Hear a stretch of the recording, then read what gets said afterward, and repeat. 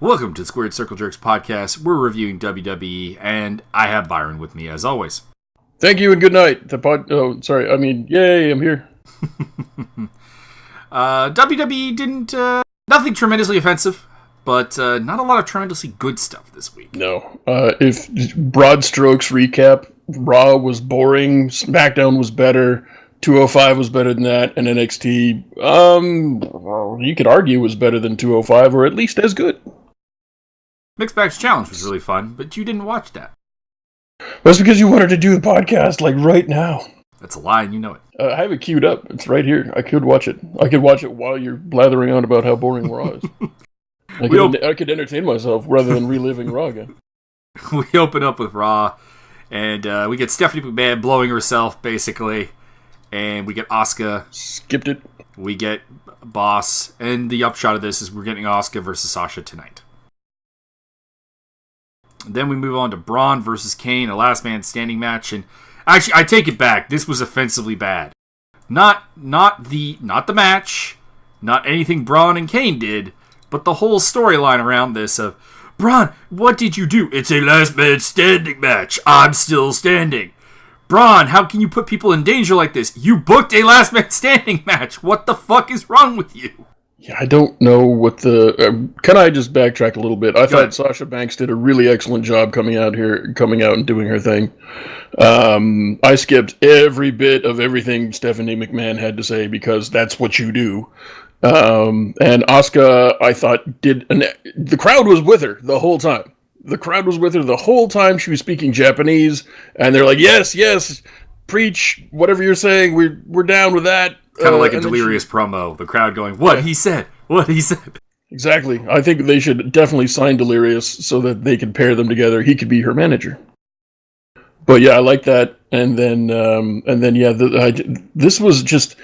this match typified my entire reaction to the whole of Raw, which was, what the fuck kind of sloppy bullshit is this? Why are you even doing that? Why is this match even happening?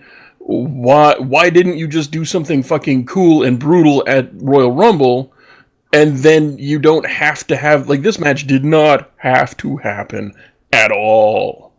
Oh, in no way. Just write Kane off TV on your pay-per-view, because then you get more people over on your pay-per-view. Holy crap, what a concept. To be honest, the entire Elimination Chamber qualifying matches were a mess. Yeah. Speaking of which, we go into another one between Elias Sampson and Woken Matt Hardy. This was blah, and Bray Wyatt distracts Matt Hardy so that we get a drift away, and Elias is going on to the Elimination Chamber. Elias is in the Elimination Chamber. I've instantly lost like 20% of the interest I might have had for that match.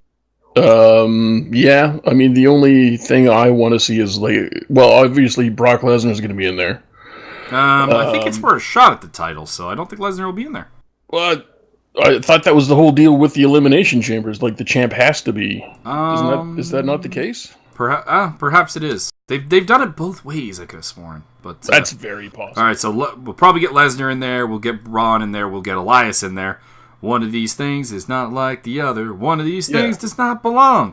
So my whole deal now is, okay, who's going to do the most brutal, nasty things to Elias, and how long can I laugh about it before legally that's not cool? Fair enough. The shallowness of Raw's roster actually was really exposed during these qualifying matches.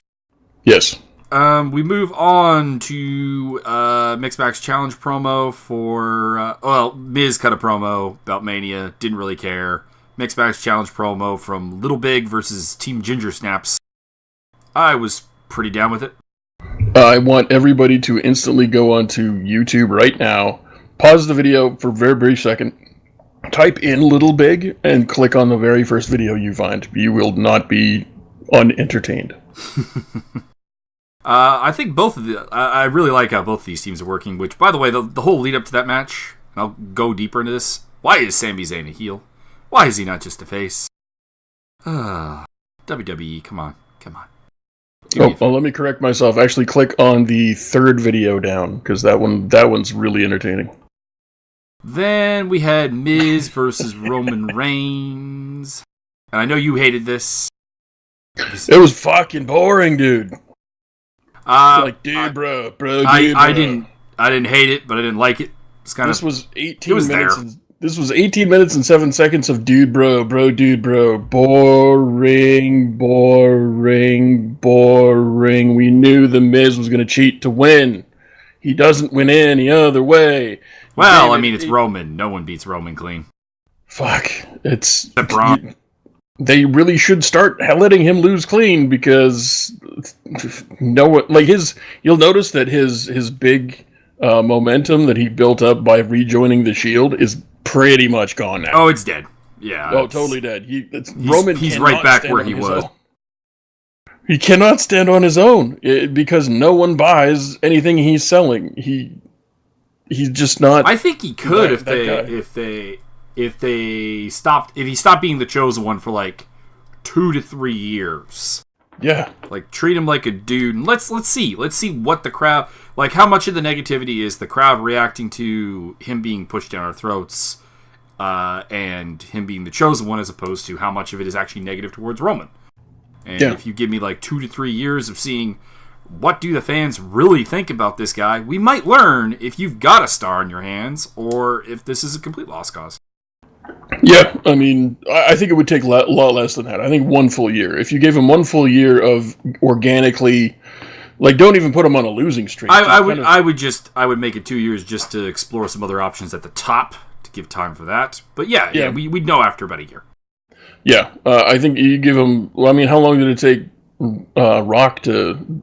How long was he in the Nation of Domination? Like a year? Not even a year. I think a little more than a year. Well, probably it could be. Let's round it off at a year. So I mean, you gave him a year of pure, ridiculousness, and he totally got over. I think if you do the same thing, like stop telling him what to say. Stop booking him to. We're going to punish him by giving him 4 title runs in a year because he failed the drug test. Yeah, that's the thing. Is like he's being punished by being put with the Intercontinental title because of the drug test, and this is the era of really no kayfabe. We know the background secrets and stuff, and we know that Roman Reigns' push has been handled pretty poorly. I don't know if it would have worked had it even been done correctly, but it's also been fucked up repetitively. Oh yeah. And let's see what Roman is, because that's the thing is I have really no thoughts on what Roman actually is. So give me some time to figure that out. I know he can for sure wrestle. Dude's a really good wrestler, but I'm not interested in any character work. I'm not interested in hearing him talk. I'm not interested in any of that because I know what the script is. I know what the plot of the match is. I know these things. Not interested in any of that. I actually like some of his mic work, like off and on. Like they've I think at times let him be Roman, and it's actually worked for me. I don't know about fans in general, but it's worked for me. But then he goes back to being kind of cookie cutter, and they've also got this weird thing. Like in this match, like he threatens to hit Miz with the chair, and it's like, again, is he supposed to be a good guy or a bad guy? What the hell? Yeah, it's.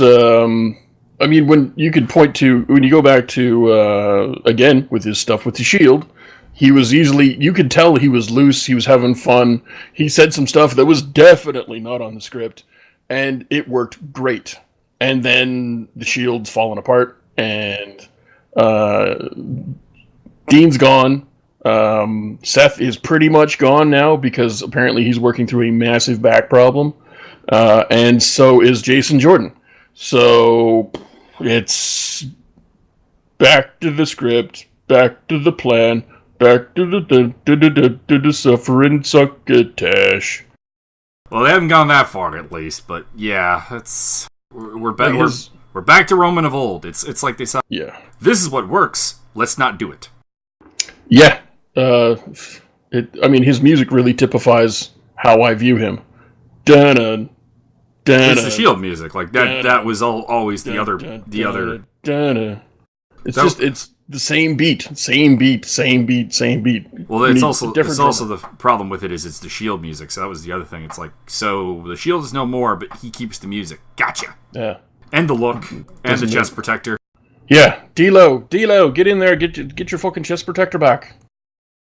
Yeah, it's again, it's not the guy, it's how it's been handled. Yeah. Then we had the revival. Speaking of handling. We had the Revival versus Slater and Rhino, baby. They've been handled quite well, thank you very much. They were buried by the entirety of the new Super Click, but it was a temporary thing, I think, and they've done quite well for themselves past that. Yeah, they're working their way back. I'm enjoying it. This match was pretty good. It advanced Slater's character as well a little bit. He didn't eat the pin. He got back in there after getting beaten up, so he's toughening up. And, Rhino ate the pin. So that storyline also moves forward. So, quality booking. Yeah, I'm enjoying his, organic. Oh, yeah, it's pretty organically paced character progression. You don't need to push it. I don't need him to be the champion overnight. Siege into frankly, the hall. ever. I'm fine with him holding something like. Yeah, I could see like a U.S. title run or just tag titles. I don't care. Tag titles. Yeah, he's had the tag titles before. Yeah, but I mean, give him an actual run. Don't fucking put the titles on him and then job him out immediately like you did. Well, he had a proper run with Gabriel when they were part of the Nexus, so there is that. But yeah, another proper run would be good. Slater's been a company man. A lot of credit to him. So I would feel good to see him get a little push. And we get the Dudleys going into the Hall of Fame promo, Balor Club promo to put over Finn. Banks had a cocky promo about being ready to beat Asuka. And then we had Banks versus Asuka. And man, I don't know if this was the best match of the night or the worst match of the night. This is probably the best match. No. The match after this, I'm going to say, is the best match of the night. It was a bit slow at parts, which I don't think really plays to either of these girls' skills in the combination they're being presented particularly well, and they had some scary-ass dive spots because oh boy, that's kind of a staple of the Sasha Banks match, unfortunately. I do think that this was probably badly timed. You have Asuka just winning the Rumble. I would have probably had her look super strong for a match or two, and then kind of go into something where we get something like this, where she looks beatable. She looks like she might actually tap out to the bank statement at a few points. She's not going to, but, the illusion is at least there. A scary match, but one I enjoyed. Yeah, I don't know. It was definitely the one that held my attention. Out of all of this boring bullshit, this was the one that caught my attention. But I can't tell if it's because of the botches or if it's because it was really good. I can't, honestly. Like, you were watching it and I said, okay, there's going to be a spot in here that I can't tell if they fucked up or if it was executed perfectly.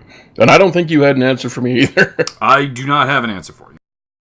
Then that spot, if you have seen it or have not seen it, there was a Banks did a dive between the ropes, and it looked like she caught her knee pads and or her toes on the middle rope, thus throwing her head directly into the ground, which Asuka tried to cover up by throwing a kick. So, I don't know if Sasha Banks is dead, and they just kind of replace her after every single match, or if this was a botch, or if it was perfectly planned. I don't know. Don't necessarily have a great answer for you on that one. Then moving on, we had John Cena cut an Elimination Chamber promo. Too many Elimination Chamber promos. Just didn't need them. There's too many promos all week. Too many fucking promos. Oh my god. Particularly these, because they're like, oh, we're gonna go to Elimination Chamber. They go to Mania. I'm like, no. You save this until someone wins the Elimination Chamber, then they get to talk about going to Mania. How's that sound? Well, I mean, and they've already, we'll get to SmackDown here in a bit, but they've already fucked up the entirety of the storyline going into Mania with AJ Styles. Because AJ Styles has to hold that title, because they had Shinsuke Nakamura tell everybody he's challenging AJ Styles. So no one else is getting that title. Doesn't matter who has a match with AJ Styles from between here and Mania. Mm-hmm. Yeah. Although I'm pretty sure they've screwed that up before and actually taken the belt off of someone who's being challenged at Mania in the past. I can't point to a specific example, but I'm pretty sure they have. Yeah. Then we had The Bar versus Titus Worldwide. This I thought was the best match of the night, actually. It was alright. I mean, Apollo Crews definitely is coming out of his shell. He's not just smiley, wavy guy anymore. He's doing things. I I don't think he's doing anything in the ring he hasn't done before, but it's more involved with the storytelling.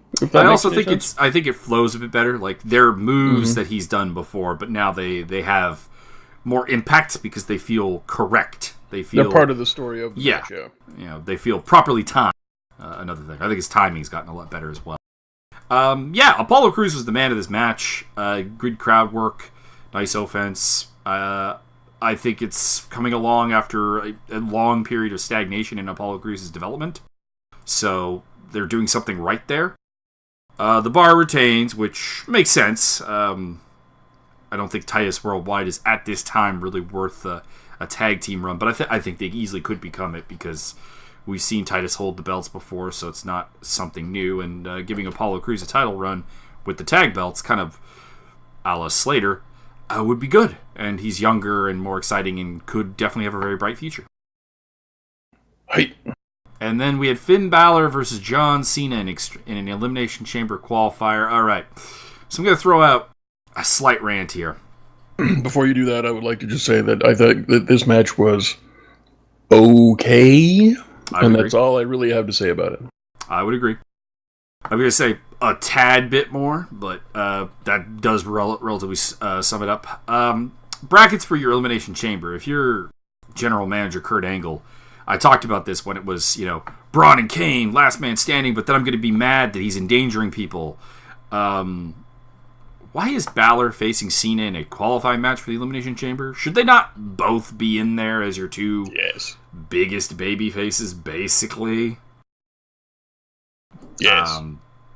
Why is Elias in the Rumble, or not the Rumble, the Elimination Chamber, and Finn Balor's not going to be? What story is this telling? Sense. It's just dumb. Like, when you... And I'm not going to pretend that things other than WWE don't mess this up. There's a couple of Pride Grand Prix where if you watch them, you're kind of like, this match seems very out of place in the first round. Good example of this, 2005 middleweight GP, Shogun versus Rampage. That doesn't feel like a first round match. No, that was a hell of a match, too. Mm-hmm. But, you're supposed to have kind of your biggest stars. Like, that's the thing, is this is not a random draw, which I think the Grand Prix is supposed to be. And it's not, it's predetermined outcomes. Why are your two biggest baby faces facing each other? What the hell is this? That doesn't make any sense. And I'm going to repeat some of this on 205 Live. Fair enough. Cena won. I enjoyed some of the crowd interaction with John Cena looking like almost apologizing to the crowd. I thought that was a bit nice, but the match itself was rather slow, and there were a couple of moments that made very little sense, specifically like Balor engaging in a test of strength with Cena, where it's like, why is the babyface being dumb? I don't know. You know what? I watched it, and I was giving the writers and I guess maybe Balor's character. No, I was giving the writers a lot more credit than they should have gotten from me. I watched him go into the test of strength and go, oh, okay, I see how this is gonna go. And then he went down to one knee, and I'm like, perfect. This is exactly perfect. He's down here. He's got he's holding me down. He's much stronger than inside heel trip. But it never happened. It was, quite frankly, the dumbest spot you probably ever... It'd be like, I am Ellsworth, and I will now engage in a test of strength with the great Khali for reasons. Yeah, it's pretty dumb. So, pretty fucking dumb. Two perfectly talented workers kind of left with kind of dumb booking, and it was okay because they're that good. Yeah, they made the best of the typical wobbly bee shitty situation, shitty writing. It probably was supposed to be awesome, and then Vince rewrote it 8 seconds before somebody's music hit. Yeah. Also, the Elimination Chamber, Alexa Bliss is already scheduled to be in the match, but no Brock Lesnar. So the women's match is for the title, but the men's match may not be. I guess, unless they're just not saying that because reasons. It's a bit weird if they're not. We'll see. Yeah. I mean, next week we will get either 2 or 3 more qualification matches, and that'll tell us. Yeah. SmackDown. We get Shinsuke Nakamura getting a little bit of spotlight on himself to tell us, need to face. Indeed, very much so. We end up with Sammy and Owens out there. We end up with AJ Styles out there. I have my notes. I smell it taking along main event. Holla holla, player. Initially, Sammy and KO refuse, but we're getting the taking along main event. Thank you. I enjoyed the stereo nope, and then I also enjoyed the fact that this was not an authority figure thing. This was talent. These professional wrestlers going, I'm better than you, and we're going to team up, and we're going to beat you guys up, because fucking we're not stupid. And I enjoyed the professional wrestling heels going, you know what, not interested, because we're heels. I enjoyed all for of us. Yeah, it was it all worked out great. Isn't it amazing? You put talent on TV and let them be talented. It's the best thing ever. Yep. Then they bitched Daniel Bryan. He agrees the referee made a mistake at the Rumble because, of course, Owens got pinned while he wasn't legal. And they will face each other in a number one contenders match at Roadblock, I do believe. I like this. Or was it for a shot at Roadblock? I think it's for a shot at the title at, is it supposed to be Fastlane or? I think it's Roadblock. Something? Chode Block? One of the pay-per-views leading up to Mania. No, it's Fastlane. It is Fastlane. I'm just clicking on the next. Wikipedia is great. Click on the next pay-per-view event. Fastlane. Says right away, match AJ Styles champion versus either Kevin Owens or Sami Zayn. Which will probably be Sami Zayn because Kevin Owens is a little banged up still. Mm-hmm. Also, Sami Zayn has great chemistry with AJ Styles. Great chemistry with everyone. Like, believe me, we're going to talk about how awesome Sami Zayn is in a bit. Samuel Zayn. And then we had a 4-way match for the number one contender for the U.S. title. Jinder Mahal, Zack Ryder, Kofi Kingston, and Rusev Machka. I did like how everyone but Zack Ryder had a friend to bring to the ring. Yeah. Zack Ryder's lonely. And Big E making it rain pancakes on the announcers to the point where Bobby Roode's complaining about it, and even Tom Phillips was like, "Stop it, Big E, stop it!" Phillips was losing his shit. It was fucking funny. Eventually, everyone at ringside gets tossed after a little bit of a scuffle over pancakes, of all things. And in the end, the right man goes over because Rusev tapped out Kofi. Indeed. So we get Rusev versus Rude, which I think is the best option of the options presented. I don't want to see Rude versus Mahal again. Please don't make me. I don't really want to. Zack Ryder versus Rude could be okay, but I don't like it as a face versus face matchup. Make Bobby Roode a heel like he freaking should be, and that would be good. Yeah, but it occurred to me today that the reason he's a face is because if he was a heel, it would be cut and paste. You'd have two guys holding the secondary title with exactly the same gimmick, and Bobby Roode would be way better at it because he can actually wrestle and back his shit up. That's true. And then you have no value in The Miz whatsoever. So this whole face turn is to protect The Miz. That's a little sad. Yeah. This began the dumbest part of the show, where we had this recurring Usos promo with the jail cell slamming and shut in front of them. Like, and just in general, the graphics work on this SmackDown was so terrible. What the hell? I don't know. Like, I could do that shit in high school. I'm kind of enjoying the whole word pop thing everywhere. I enjoy it on Mixed Match Challenge because that feels like it should be a lower budget. It's a Facebook show. But on SmackDown, what the hell is this? I still enjoy it. I think I might get tired of it. It might be a thing I get tired of it really quick. But I'm enjoying the fact that they're at least trying to make their boring ass play by the numbers written. Just say these 18 words and shut up and get off camera. Don't try and put any personality into it. They're actually trying to have some impact in their promos, and they're doing it with graphics, which is something no one else is doing. The Raw's not doing it, so True. I think it's good. Maybe short-term good. I don't know. We got Fashion Files and Benjables skit, where basically the Benjables said, Benjables are the cool kids. We're going to beat you up. Flipped over the table. Marched you up. And the return of the shush! Yep. I enjoy the shit out of that. He needs to do that a lot. I like it a lot. True.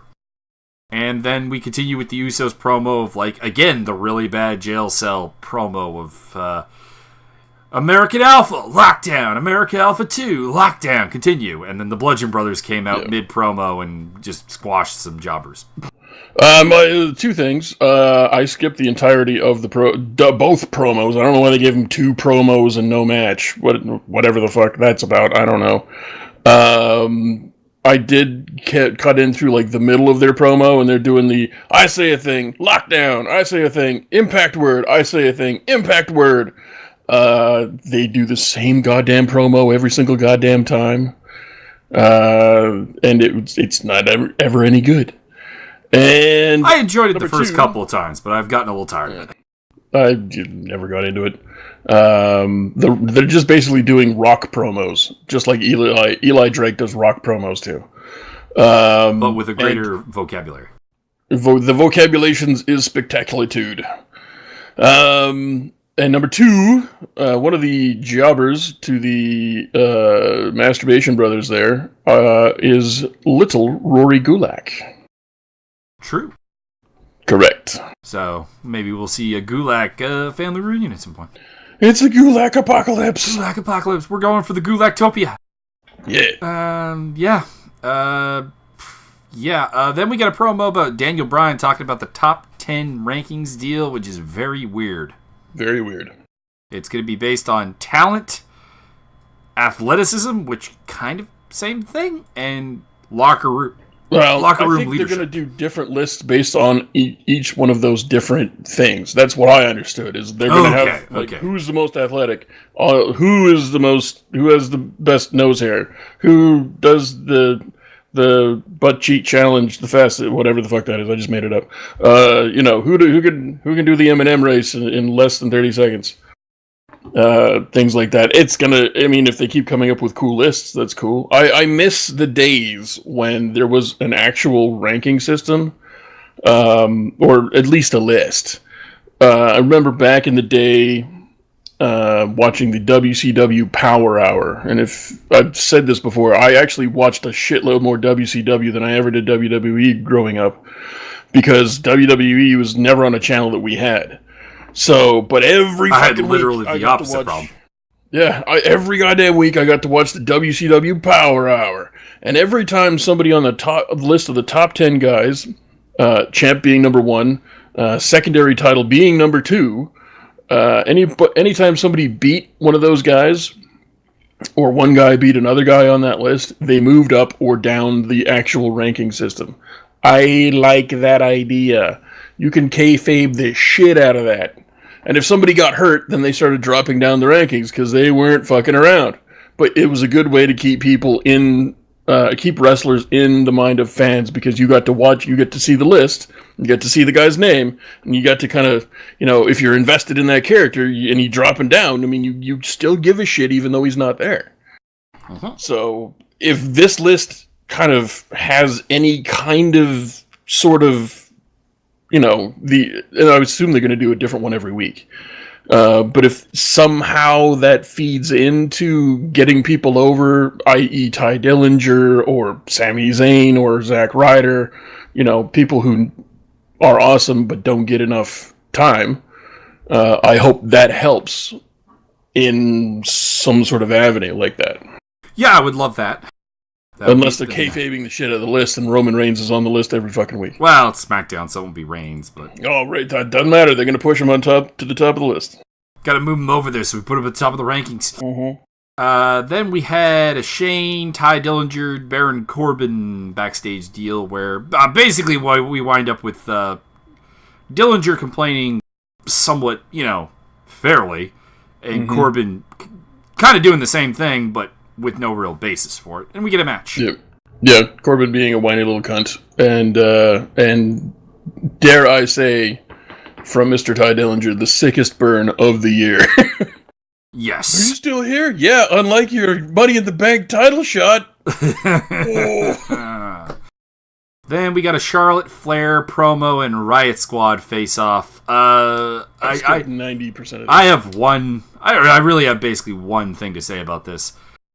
Briefly, you had Charlotte Flair beat up all 3 Riot Squad members in highly impractical shoes.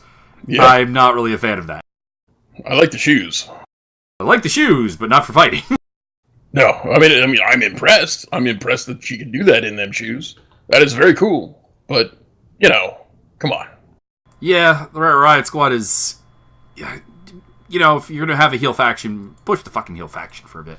Yeah, this is, again, WWE booking in a nutshell. Like the Riot Squad... 50-50 book everybody. It's like they're 50-50 booking factions. You can't fucking do that. They're either jobber factions, i.e. the literal job squad from the 90s, or... 3-man band. Or 3-man band, or the, everybody else that fucking Vince has failed to get over. Or they're the NWO. They're the Four Horsemen. They're they're a winner faction. Evolution. Or they're a loser faction. Evolution. You can't have a 50-50 booked faction. It doesn't work. It never works. What the fuck? Like, don't get me wrong. Charlotte Flair can beat any member of the Riot Squad one-on-one, and I'm not going to complain. Yeah. But on a 3-on-1 beatdown, she shouldn't be able to clear the ring when she's not dressed for combat. In a nutshell. Yeah. And I know she has not been dressed for combat for, a month now. True. I don't think it's been quite a month. I think we saw her in action a little bit. I don't think so. I can't remember any. Actually, I'm trying to remember. I think she was in a 6-woman tag against Riot Squad at some point. But I do also recall she didn't work a lot in that match. It was mostly Naomi and Becky. Yeah. Interesting. And she's going to be in the Mixed Match Challenge next week, so we'll see. And Carmella comes in to cash in the briefcase. She accidentally kicks the ref in the butt out of the ring. And cash in is aborted. Yeah, as soon as the ref started taking 6 years to do anything about anything with anything, and as soon as I want to call her Celeste. Why do I want to do that? Charlotte. Fuck, that's weird. Thanks, brain. As soon as Charlotte started getting up, I'm like, okay, well, this is giant fucking clusterfuck. This is not going to be her losing the thing, and it's not going to be her winning, and it is just a bunch of... I tuned out immediately. And then the stupid fuck finish happened, and then she started screaming like she was being stabbed in the leg. And I immediately skipped. I am not listening to that bunch of retardation. What the fuck was that? Who told her to do that? Yeah, onto something better though, and that was Nakamura and AJ backstage. I'm going to beat you at WrestleMania. So you want to talk strategy or something? I am going to beat you at WrestleMania. Are you kidding me? Awesome. Are you fucking with me right now? I am going to beat you at WrestleMania. That was good. Nakamura got over more there than he has really his entire time in WWE. But anyways, we're gonna kick ass tonight, basically, and we'll settle things at Mania. Then we had the Dillinger and Corbin match. This was weird because before we even got the match to start, we got a mixed match promo, which I enjoyed because Team Ginger Snaps and Team Little Big actually makes me laugh inside. I enjoy that. It's Becky's birthday, so, she's going to lose. Mm-hmm. And we had a Carmella promo about how she didn't cash in the Money in the Bank instead of getting to the match. What the fuck? I don't know. Corey Graves and Saxton bickering. I did like Corey Graves' line of, "It seems to be working," in reference to Baron Corbin's bitching. So I enjoyed that. Yeah, I am completely I almost muted the whole thing about 6 times because they got to the point where Saxton's being morally indignant about and pedantic as fuck. Listen, I can put up with pedantic people. That's fine. I'm co-hosting a show with one right now. Thank you. You're pedantic as fuck, sir. But it's just one of those things. But I can't accept it from Saxton. I can't accept that the fact that he's a pro wrestling announcer and he's morally indignant about everything and has to be ridiculously and repugnantly correct, technically correct, which I joke about all the time. Technically correct, the best kind of correct. But you're a pro wrestling announcer. Who the fuck gave him this character? What also, he does shit? Also, he refuses to get morally indignant when Shane does something that, probably isn't morally correct. Yeah. So, I don't care, for one thing. I don't buy it, for another thing. And Graves fucking losing his shit and trying to pussy-ass slap fight with him vocally is pissing me off. Fucking stop doing it. Yeah, I'm with you 100%. Rusev and Bobby Roode cut promos about the U.S. title. I did like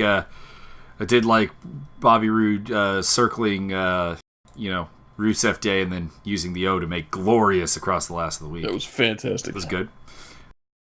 Then we had KO and Sammy with a little backstage deal, a little bit of tension between the two, talking about how each other have failed, basically. Because, they're going to face each other, and I want a blood feud between these two again, because I never get tired of seeing it. True, although I do enjoy them as a tag team. It's just that Sammy is... It's weird, because Kevin Owens is clearly the more physically gifted of the two, but he does not give a shit. Which has kind of plagued his entire career. If he's not on a giant push, he couldn't fucking be bothered. He doesn't give a shit. Yeah, we saw that in the Independents. We've seen that in, not to take Jim Cornette's word as gospel, but back when he was running ROH, he said a couple things about Kevin Steen that, made a fair amount of sense. I remember at the time, is basically we weren't really pushing Kevin, so he started getting really fat. And I remember thinking, Kevin Owens is getting actually really fat. I'm not someone to judge people because I'm a fat guy. But and Kevin Owens is always going to be a fat guy. But there was a point there when I was watching Kevin Owens work, and I'm like, that extra weight is making him a worse in-ring competitor. Yeah. And it is probably taking years off his career because I think he's probably destroying his knees and back. Yeah, that's probably an accurate assessment, and he's the new version of Randy Orton. If he's not being pushed to the moon, doesn't give a shit.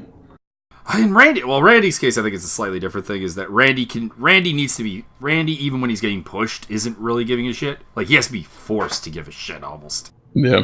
Whereas Owens, Owens. I think it's a case of, if he's not being pushed to a title, I don't know. He doesn't seem to really care as much. No, not really. I mean, he cares a little bit more now because he's getting to work with Sammy, which is, that's the best card you could deal anybody. The perfect example of this was, his feud with AJ over the U.S. belt, for example.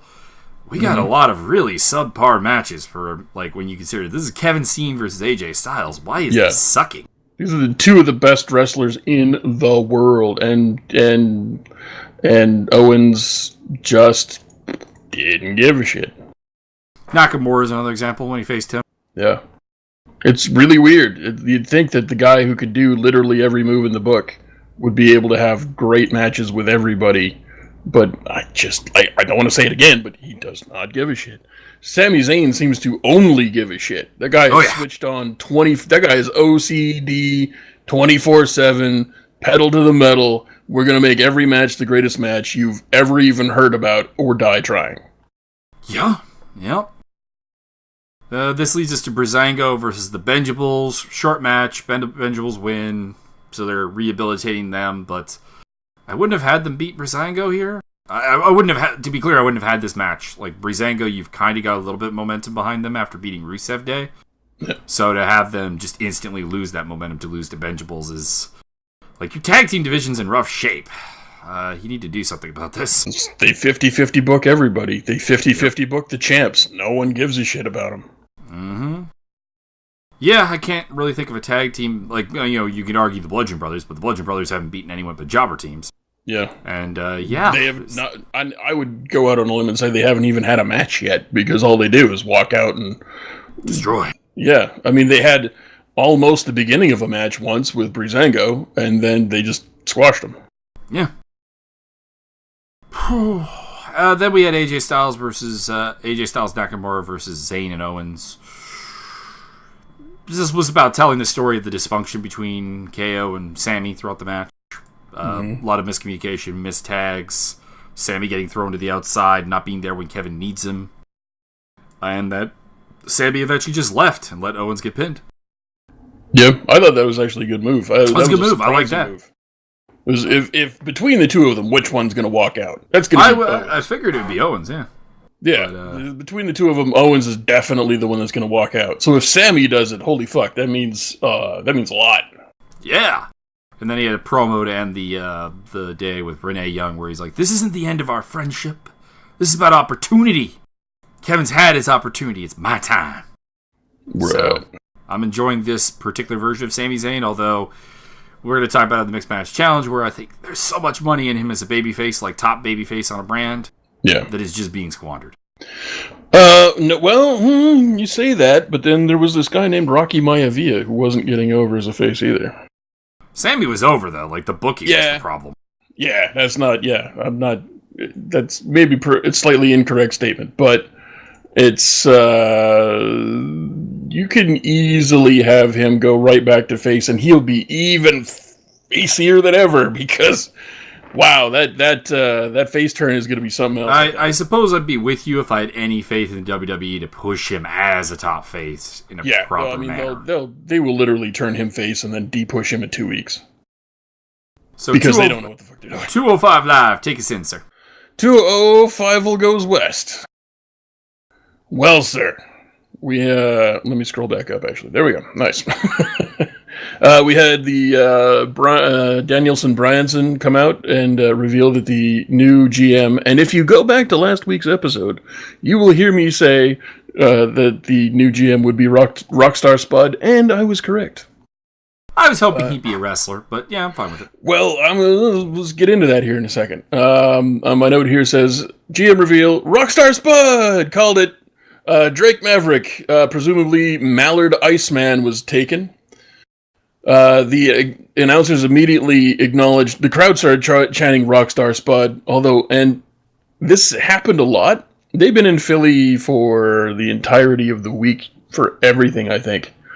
And the Philadelphians seem to have real problems with timing. I think the entirety of the city has tinnitus or something.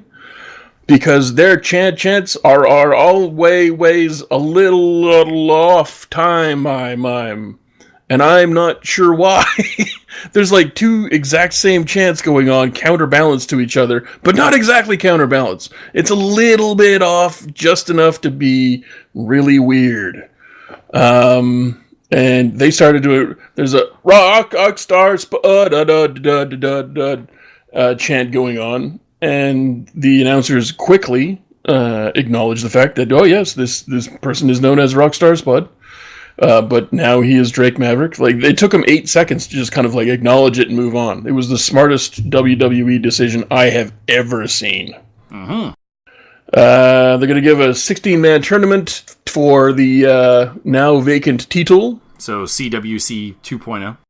Correct. Daniel Bryan puts this thing over huge. Like, this is the new thing. This is going to be the thing everybody always thought that the cruiserweights were going to be.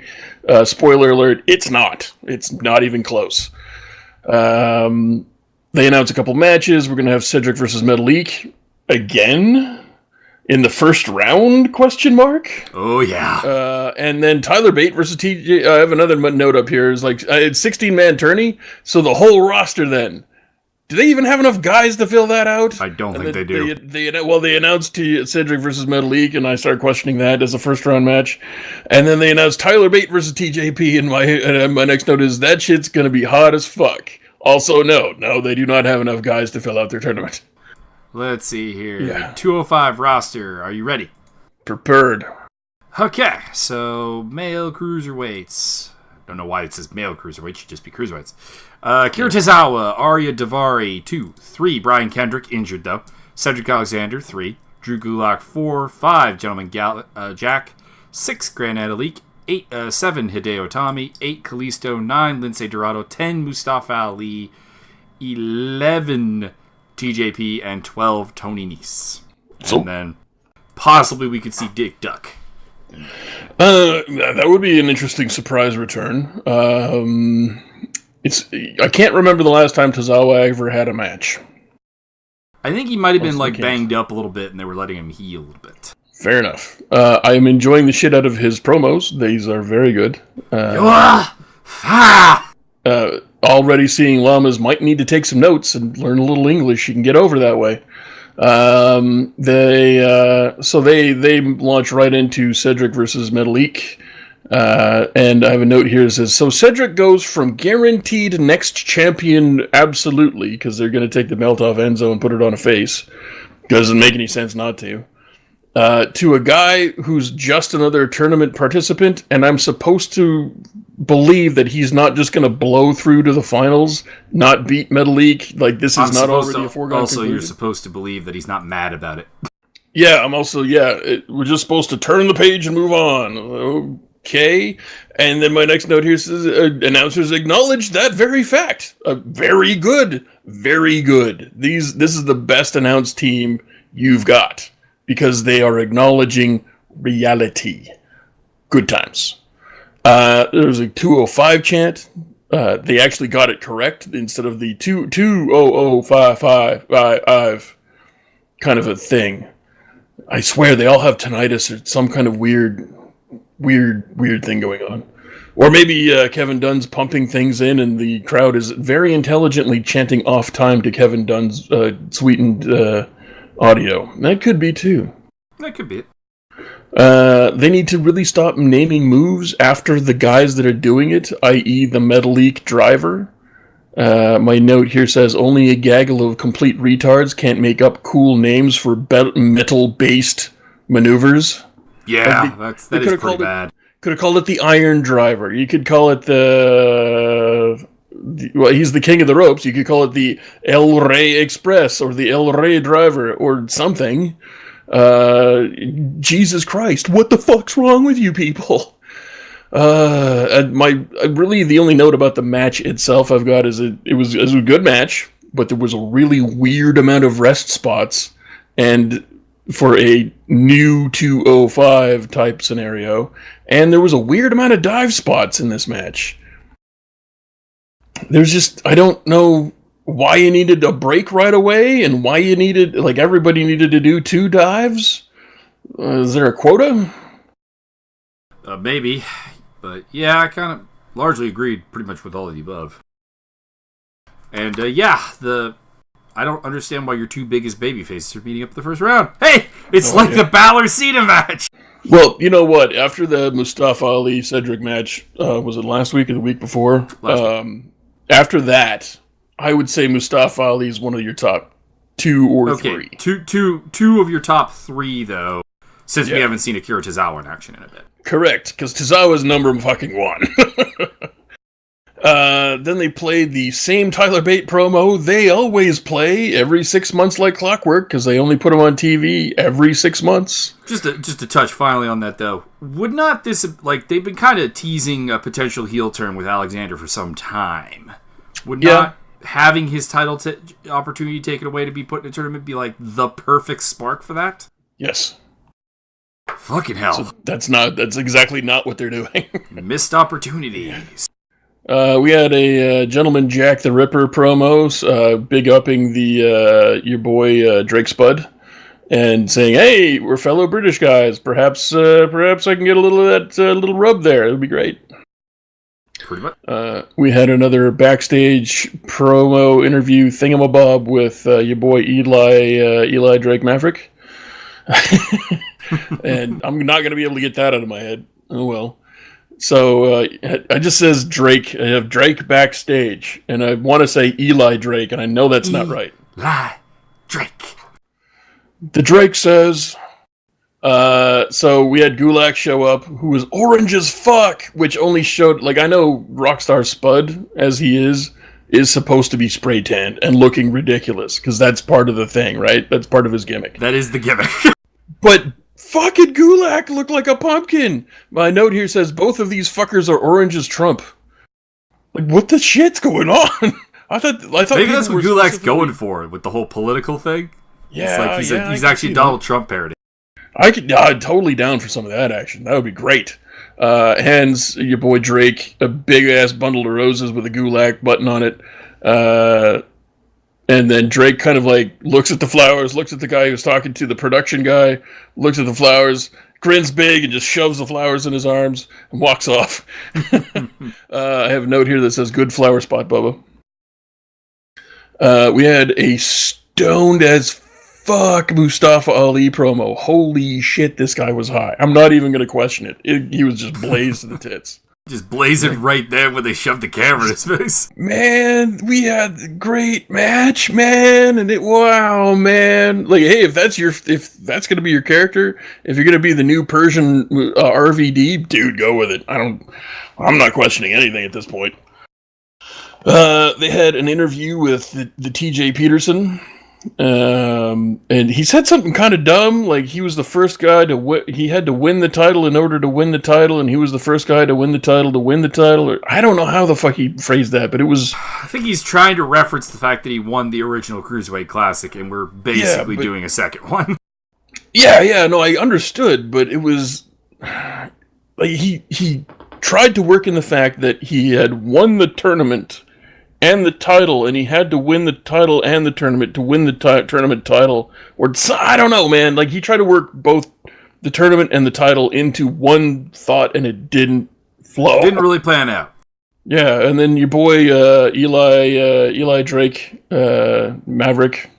God damn it, I gotta stop, because there literally is an Eli Drake, and there literally is a Drake Maverick, and I can't be saying one when it's not the right guy. But I'm just gonna start calling him Rockstar Spud. Just call him Spud. I'm gonna write Spud is easier to write in my notes. He's just gonna be Spud from now on. So Spud, Drake Spud, Spudrick. He will be Spudrick. Spudrick comes in with a verbal smackdown. It's like, oh, so you're gonna be the guy who won the fucking tournament, or you're gonna be a little bitch about it? You wanna throw a little tantrum? What do we got here? A little tantrum? And then TJP looks pissed as shit, which was great. He did TJP great character work. Yes. We got a Tozawa promo, which was all of the lols. So we had one match, and it's been promo package promo, interview segment promo, Tozawa, best promo NA, well done. It fires the same production guy again. And then we had the main event of the three evening. This is an hour-long show, and we're only getting to the second match. We're only getting 2 matches, yeah. What the fuck? They weren't very long matches. Not like these were like 20-minute matches. What the fuck? Don't understand. Here's an idea. You want 205, like Daniel Bryan had the whole thing. I want to bring cruiserweights to do what they could. Let them do what they can do. Jesus Christ. Just put them in the fucking ring. Literally all you need to do is put them in the ring. That's all you need to do.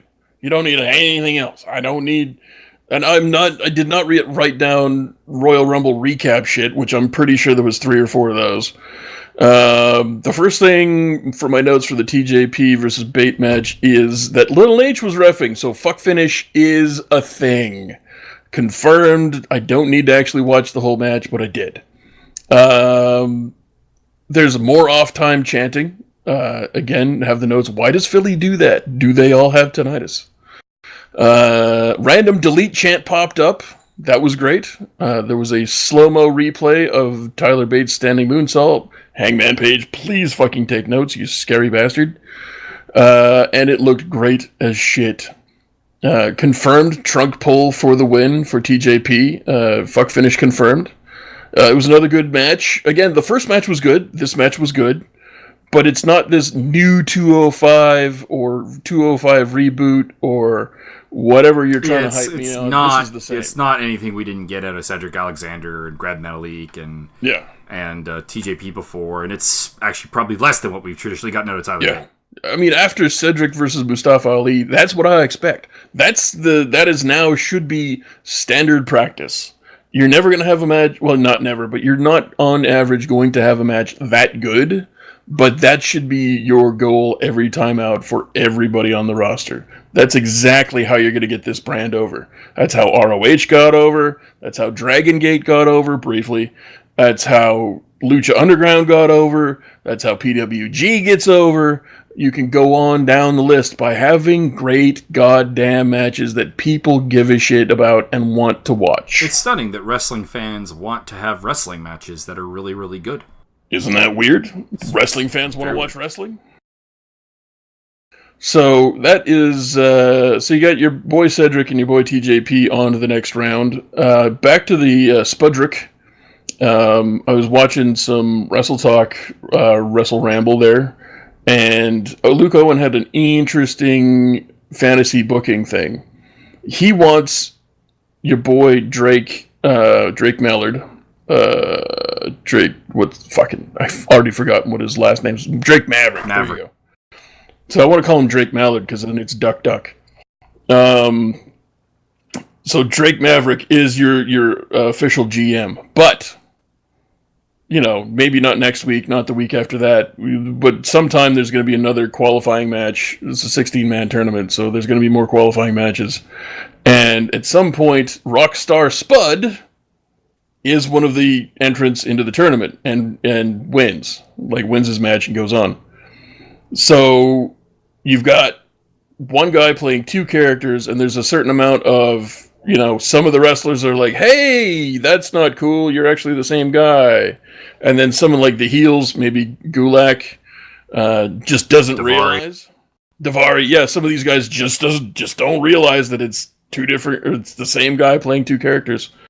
That kind of thing. And then you get him in.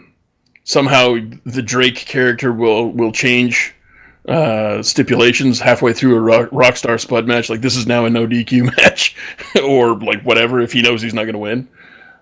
Which I think would be hilarious and one of the best things in the world. Mm-hmm.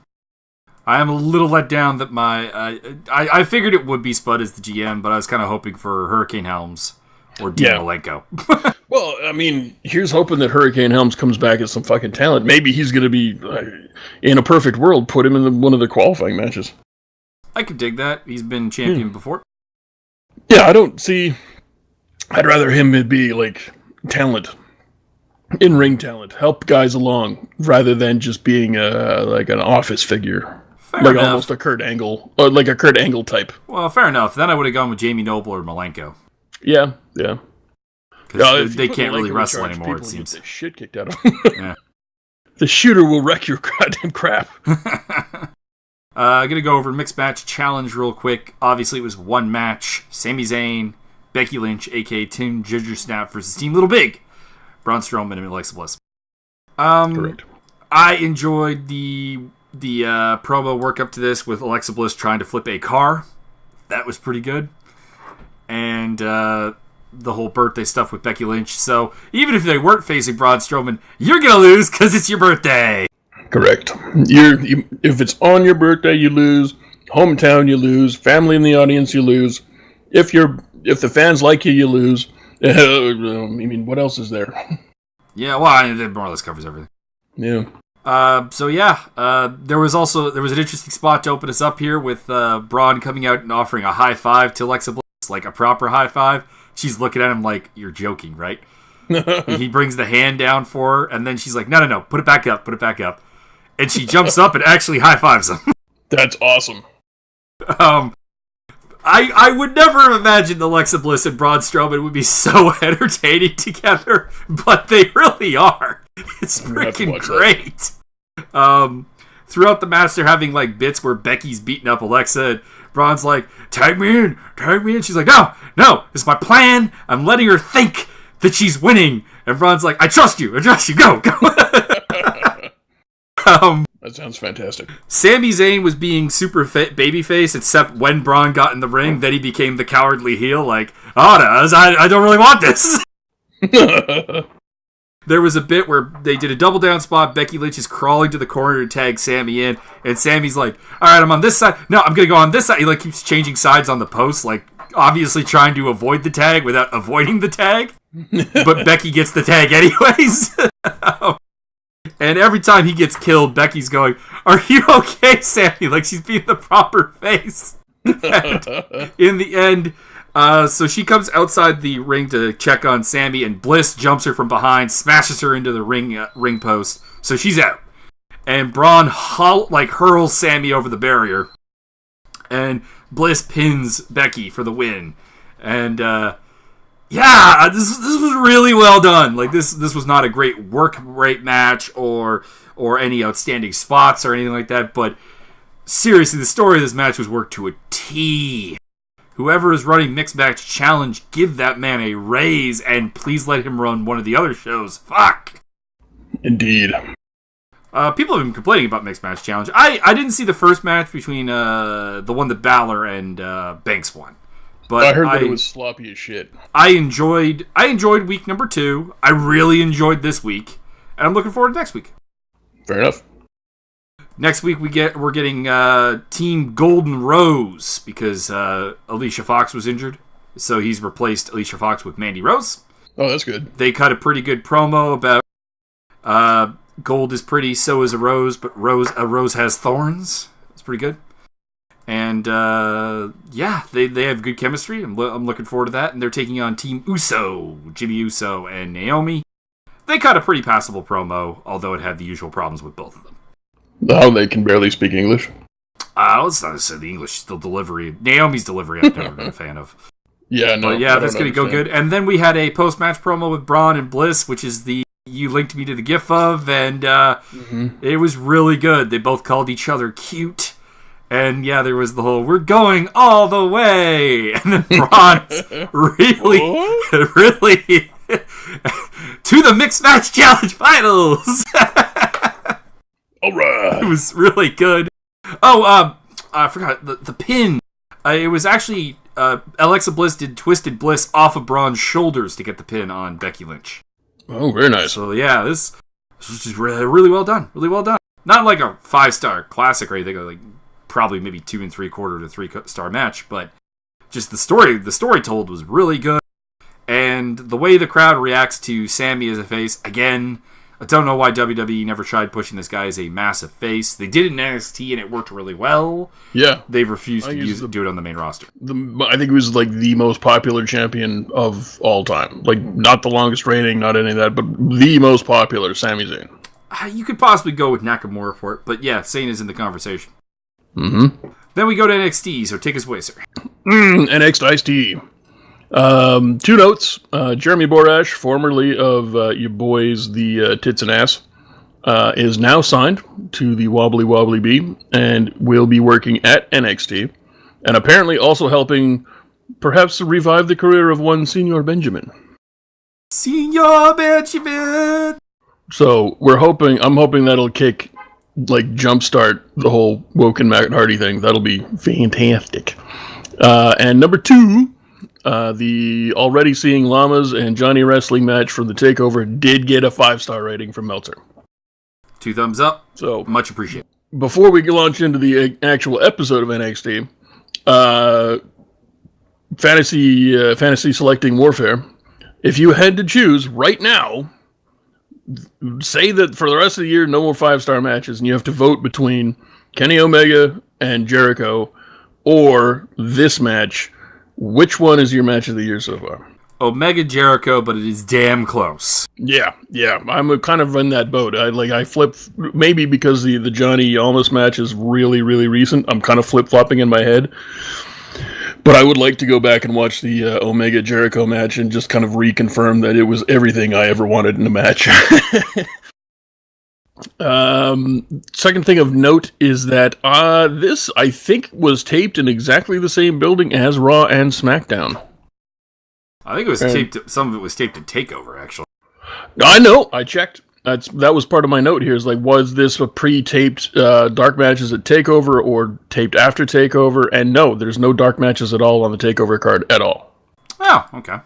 So if it was taped at the same place, cool. But this, I don't know. I didn't catch what building this was in, and rarely do they ever say. So unless they're at Full Sail Arena, which I think they're contractually obligated to report.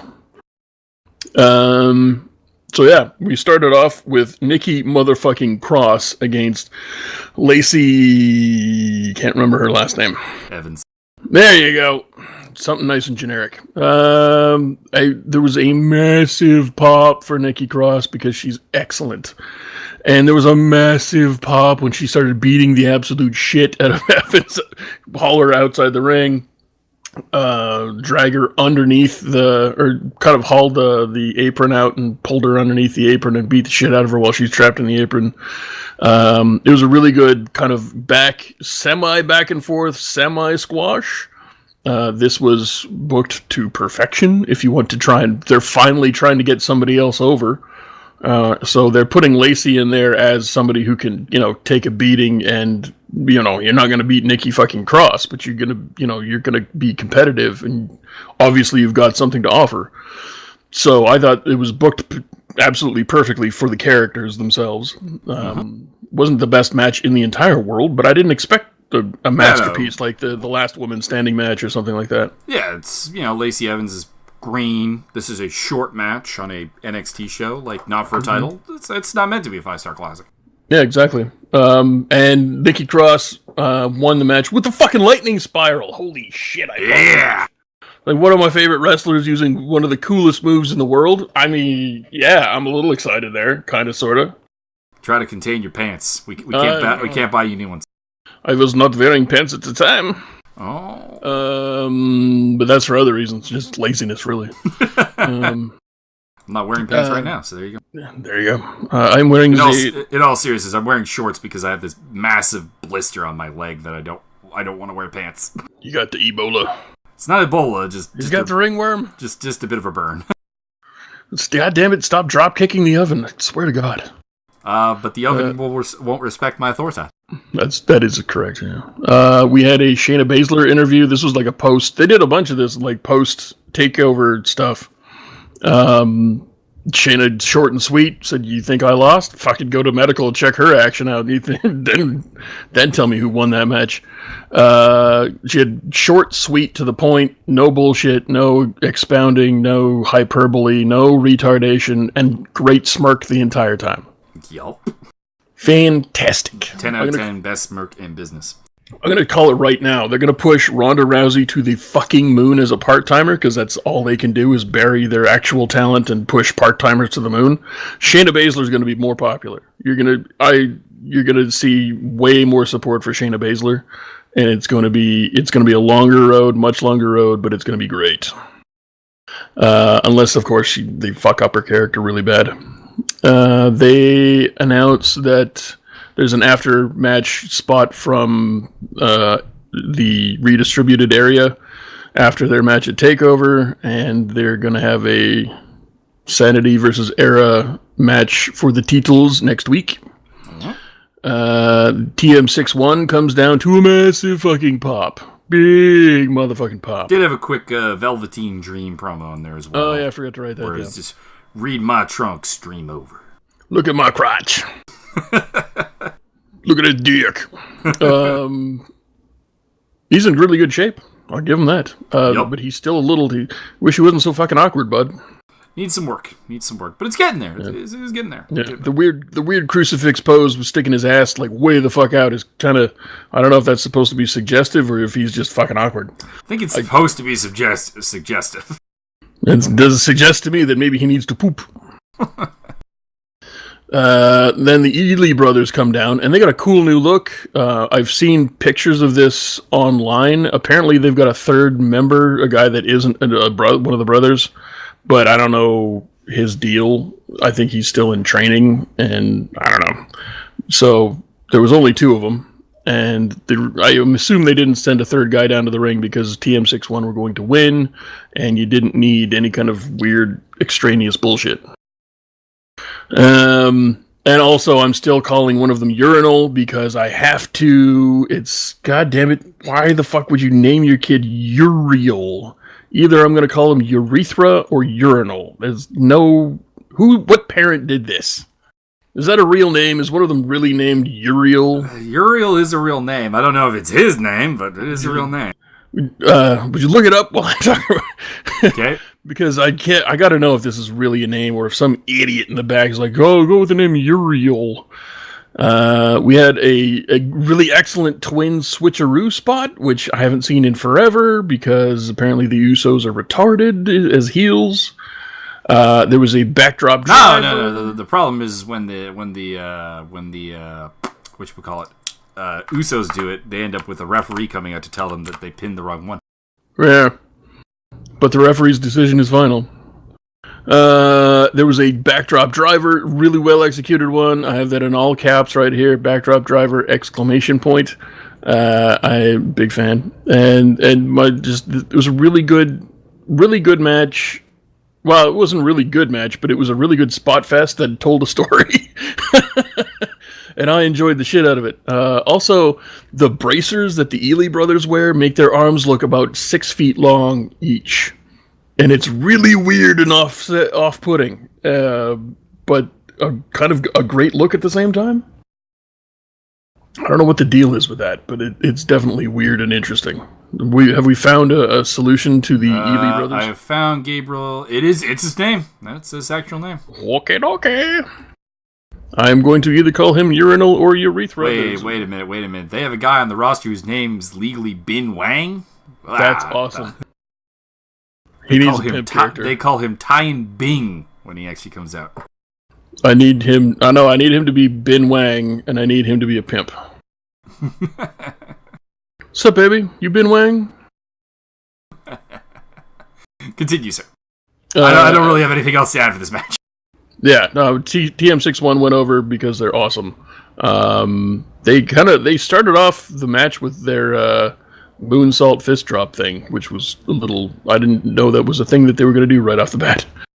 But other than that, yeah, it was a great match. We had an actual... They did another after takeover spot interview thing that they splicey'd in. Selena Vega said, "This was my plan all along," to which I reply, lol. Yet more bullshit that we don't believe because it doesn't make any goddamn sense. Yeah. The only other note I've got here is Almas still doesn't speak any English at all. And I think he's been in the country longer than Tozawa. But, yeah. Just a side note. Shit, Nixon Knowles signed to a WWE contract. Who dat? It's a female wrestler from cool. From the UK. Well, Welsh, specifically. She is very good. I'll look forward to that. In the words of the great Rhys Ifans, "I'm not a Mick, I'm bloody Welsh!" Then we had the main event of the evening, which is Tyler Bate versus Roddy Strong. Holy shit, two Bate matches in 1 week. What the fuck is happening? Yeah. Spoiler alert, Bate did 2 jobs in 1 week on WWE TV. Way to treat your only one of 2 British wrestlers ever in the history of the Wobbly Wobbly Bee. What the fucking shit? In fairness, they jobbed him to TJP and Roderick Strong, so it's not a bad option. Yeah, that's true. This was the only note this was one of those matches that was just so good I didn't write anything down. It just says, holy shit, that was awesome. There was a lot of really good chain wrestling. There was a lot of good holds. Just like a lot of impact moves. The only criticism I've got is that Bate did his shoulder dive to shoulder springboard off the top rope like 2 times in less than a minute, and I think he did it more than I didn't count, but I'm pretty sure he did it 3 or 4 times total. I might be wrong about that. Maybe it just seemed like that, but it seemed like they went back to the well a couple of times with one particular maneuver. Other than that, great fucking match. Yeah, Roderick Strong focused the back. I don't think in any way he pushes Tyler Bate because Roderick Strong beside the backbreaker broke your back. That's kind of what happens. Yeah, and I mean, if you're somebody like us that watches all the wrestling, then I mean, you just saw one guy wrestle 2 matches in 2 days against 2 excellent opponents, And yeah, he didn't win, but it's not like he's got his shit kicked out of him. He's awesome in both matches. Mm-hmm. I did say that I want to see this match revisited down the road because I think it could be better if you give it more time. Yeah. And give it a little bit of stakes. True. Which, I mean, number one contender match, it's got stakes, but it's face versus face on an NXT show. I think you could have a better match. That's just all I'm saying. Yeah, the other thing is they did the whole wobbly bee thing again by not telling me anything about the match, and then I literally don't remember hearing anything about this until the absolute end of the match, where it's like, oh, by the way, this is for a shot at the UK title. Like, what? I caught that earlier, but they are bad enough. Yeah, I just didn't pick up on any of that, so I was kind of surprised at the end of the match. It's like, it's not a bad idea, I just wish you'd have told me about it a little bit louder. Yep. So that's all the wobbly bee that is wobbly bee. So some good stuff, some bad stuff, some annoyingly bad stuff, some meh stuff.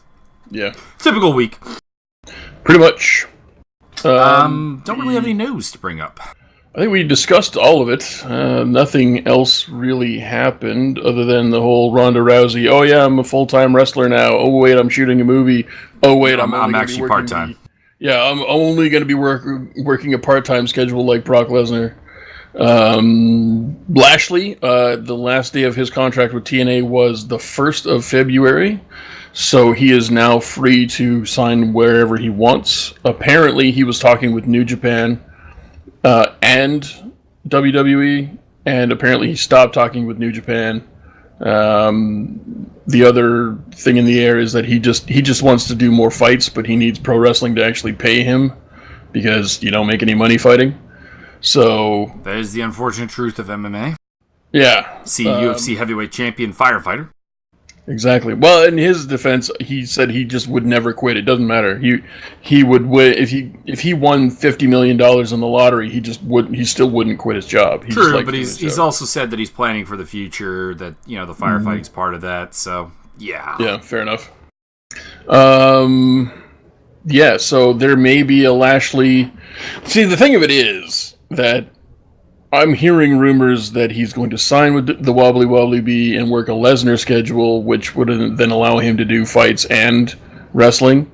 I would be surprised if they were cool with that. I would be very surprised as well. But then again, maybe somebody's thinking into the future and would like some legitimacy somewhere.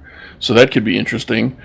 The thought of it is that they're going to bring him in and he's going to work a program. Maybe he'll show up the Raw after WrestleMania and beat the shit out of Lesnar, and that's how Lesnar, is off TV. Then again, people are saying that they think that he and Lesnar are going to work a program into WrestleMania, which doesn't make any sense because Roman Reigns was scheduled to beat Brock Lesnar at WrestleMania for the title as of 93 years ago. So, none of that makes really any sense. Pretty much. Yeah. Anything else going on?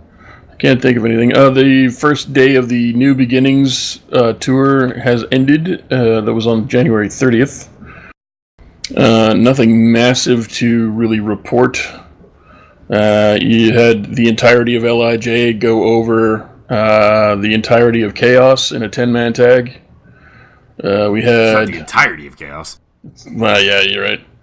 But it did have both Goto and Okada and Ospreay on that team. All 3 champs. Yep. Well, 3 of the 4.